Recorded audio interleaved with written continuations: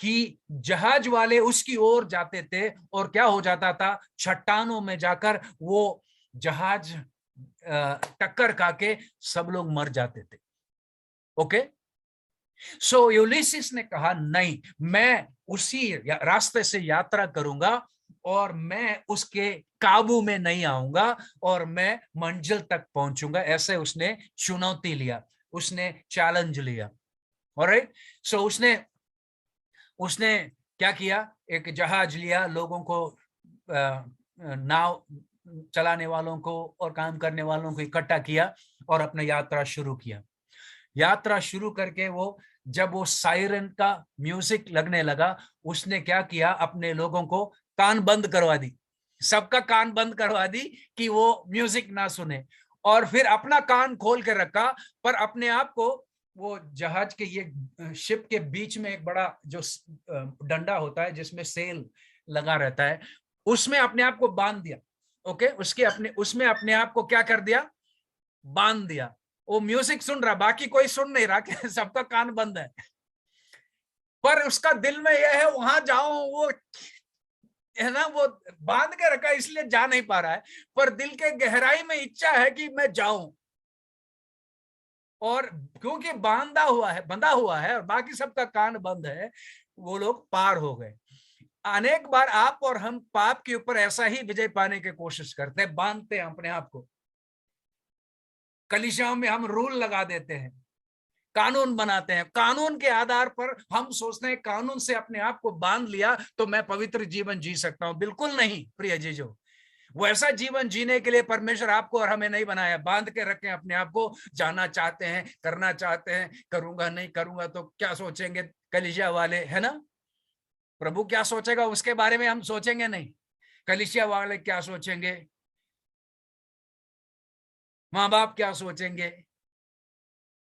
हमारे बच्चे क्या सोचेंगे, यही बात सोच के बांध लेते हैं हम अपने आप को। दिल में इच्छा है ये पाप करूं, ऐसा करूं, है ना। बाइबल में क्या लिखा है, मत्ती रचित सुसमाचार में प्रभु यीशु मसीह कहता है, वो पहाड़ी उपदेश में कहता है, ऐसा लिखा था कि आप व्यभिचार नहीं करना, पर मैं कहता हूं आप एक स्त्री को देकर आप उसके विरोध में आपके दिमाग में बुरे विचार आएंगे तो आपने व्यभिचार कर दिया। व्यभिचार एक काम ही नहीं है, आपके दिमाग में सोच आ गया तो आपने विचार किया। यह है प्रभु का स्टैंडर्ड, स्तर यह है, उस हिसाब से जी सकते हैं। प्रभु कहता है, लिखा है खून नहीं करना, मर्डर नहीं करना, पर मैं कहता हूं आप अपने भाई को मूर्ख कहेंगे, बेवकूफ कहेंगे तो आपने क्या कर दिया, हत्या कर दिया। स्टैंडर्ड ये है प्रिय जी, जो स्तर ये है। हम कितने लोगों को बेवकूफ कहे हैं, हमारे कलीसिया के प्राचीनों को भी हमने गाली दिया है, शायद वो गाली के योग्य भी थे, मुझे पता नहीं परिस्थिति क्या है,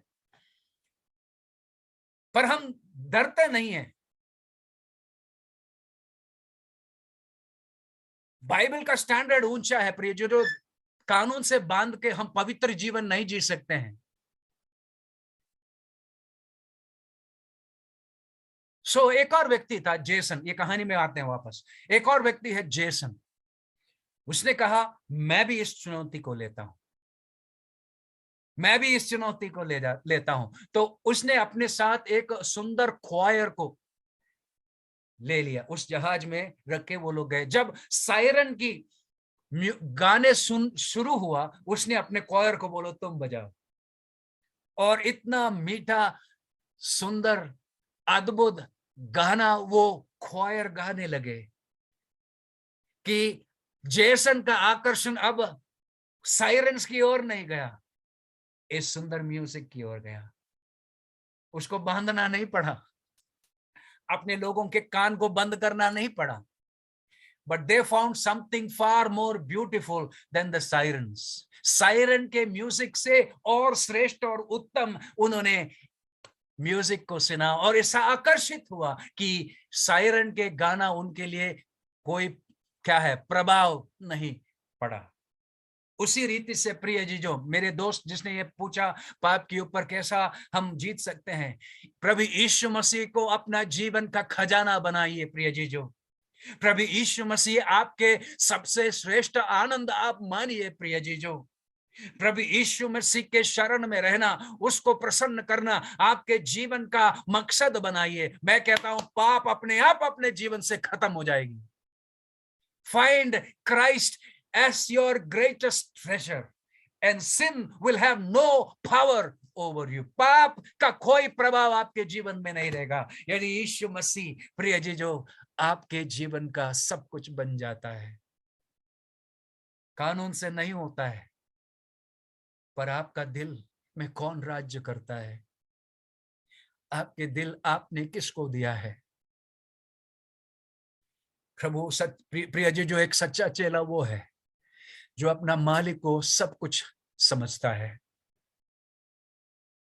जो अपने मालिक को सब कुछ समझता है। वो सच्चा चेला है। वो मरने के लिए तैयार है, उस प्रभु के लिए मरने के लिए तैयार है, उस प्रभु के लिए सब कुछ नुकसान महसूस करने के लिए तैयार है। और मेरा प्रार्थना है प्रिय जीजो, आप अपने आप को अपने शरीर में पाप को घुसने के लिए मत देना। आपके शरीर के सिंहासन पर उसको बिठाने के लिए नहीं देना। आपके अभिलाषाओं को भ्रष्ट करने के लिए अनुमति नहीं करना। आपके भ्रष्ट अभिलाषाओं को, आपके शरीर के अंगों को अधर्म के कामों के लिए देने के लिए, सौंपने के लिए मत अनुमति करना। यीशु मसीह के सहारे में आना, उसको आपका सबसे उत्तम और श्रेष्ठ खजाना बनाना। आप पापों के ऊपर विजय पाएंगे। शर्त के साथ मैं यह बात आपको कह सकता हूं, you can win your battle against sin, against your sinful nature. ये दुश्मन के ऊपर हम विजय पा सकते हैं प्रिय जीजो। और मैं प्रार्थना करता हूं प्रभु की आत्मा आपके जीवन में गहराई से इस सत्य को पहचान समझाकर आपको उभरने का सहायता करे। परमेश्वर इस वचन को आप लोगों को आशीष करके दे। प्रभु के नाम में आप सबको जय मसीह की। धन्यवाद अंकल सैम। परमेश्वर का धन्यवाद देते हैं इस सुंदर वचन के लिए। वास्तव में ये हमने देखा कि किस प्रकार से शिष्यता के इस यात्रा के जीवन में सबसे बड़ी अड़चन तो हमारा खुद का पाप का स्वभाव है, वो पाप का हृदय है, और उस पर हमें प्रभु यीशु मसीह को विराजमान करना है। उस सुंदर वचन के लिए जो परमेश्वर के द्वारा परमेश्वर के दास को परमेश्वर ने दिया, उसके लिए हम धन्यवाद करते हैं। अब हमारे पास प्रश्नोत्तरी का समय है। अंकल आपके पास कुछ सवाल आए होंगे, उन सवालों के जवाब को हम सुनेंगे। अगर आप में से किसी को आप अगर और सवाल भेजना चाहते हैं, आप चैट बॉक्स में सवाल भेज सकते हैं। अगर आप सवाल लिखने में असमर्थ हैं, अपने हाथ को आप उठा सकते हैं, हम आपको अनम्यूट करेंगे और आप अपने सवाल को पूछ सकते हैं।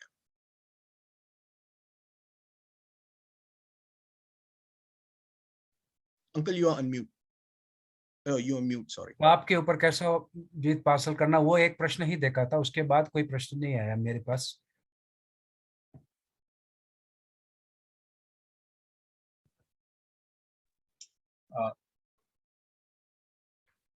Jerry, yes we are. Jerry, you can ask if anybody want to ask question, they can raise their hand, we will unmute them.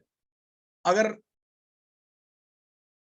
आप में से किसी को भी कोई सवाल है, अपने हाथ को आप खड़ा कर सकते हैं, हम आपको अनम्यूट करेंगे और आप अपने सवाल को आप डायरेक्ट पूछ सकते हैं। आपके पास कोई सवाल है?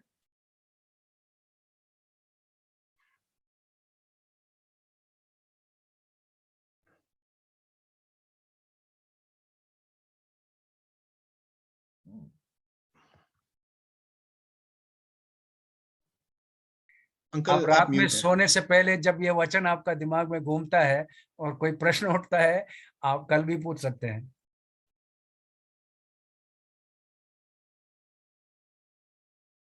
हाँ, आशीष कुमार पूछिए।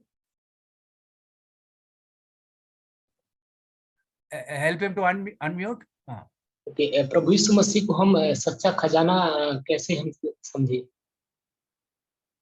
वो आपका चुनाव है, आपको चूज करना है। कोई आपको मदद नहीं कर सकता इसमें। आपको यीशु मसीह को छक कर अनुभव करके वो निर्णय लेना है। जैसे जैसे आप प्रभु यीशु मसीह का वचन को पढ़ेंगे, जैसे जैसे प्रभु यीशु मसीह का श्रेष्ठता को आप जानेंगे,